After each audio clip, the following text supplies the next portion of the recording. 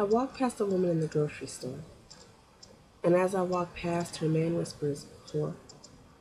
Now this is none of my business, so I continue to walk by, but not before I can see the hurt and humiliation in her eyes. But still, she says nothing.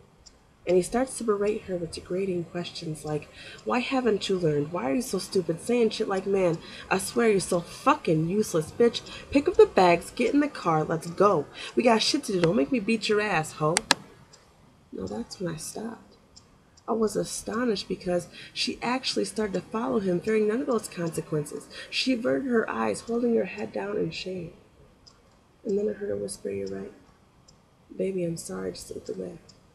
And then she walked away, slightly shaken from the weight of having no confidence, bruises up and down her arms. Her eyes were so bottomless, deep as any dark abyss, and I couldn't help but stare, confused. How can she continue to allow herself to be so abused? It took everything I had not to reach out and touch her, to give her strength, to will her to fight this bastard, to leave him and set herself free, be the woman I know her to be, a queen. "You are royalty, deserving only the humblest of kings," I wanted to scream. Tell her, "You're so much stronger than that. Stand up. Be not afraid. You don't have to take this crap. Who does this clown think he is? You deserve better. You are better off with another," and I almost started to tell her. But see, it's really none of my business, so I watched her walk out of that store, chained to this devil, nothing but a mistress, nothing but a whore.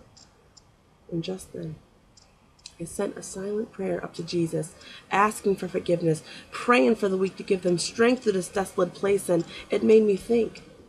What on earth has come to this society? Men beating women, thinking it's cool, and women so accepting of this ridicule. I mean, really, sheeple, where are your heads at? Little boys grow with a mentality of misogyny, and little girls grow to be some man's property. It's blasphemy, no respect for self. She will probably end up selling her body on the streets, raped and mistreated constantly, so when she finds a man willing to protect her, well, hell, she's going to be with him regardless of how many times a day she gets beat. And you would think we would want to break this chain, this sequence of events, raise our kids to be better people with better intents, teach them to think for themselves and not just some puppets stuck in the shelves. Teach them to be great leaders of this earth, to be better people than we ever were. I turned around one more time to watch that woman disappear from my view. I forgot to ask her name. If only I knew. I turned back to continue on my way, but suddenly my needs seemed so cliche, fractional, insignificant compared to this girl, this young woman with no hope, and I just wanted to go home. I went to sleep that night, warm in my bed, dreaming of women with broken hearts, tortured eyes, bruised bodies, and anguished cries. I woke up with these images invading my head. I walked to the kitchen and I grabbed the newspaper and I began to read. And right there, right in between a third world bombing and a shooting spree, there was a picture of a woman with a caption that reads, "Woman found dead, beaten alive, stabbed." And she wasn't even 30.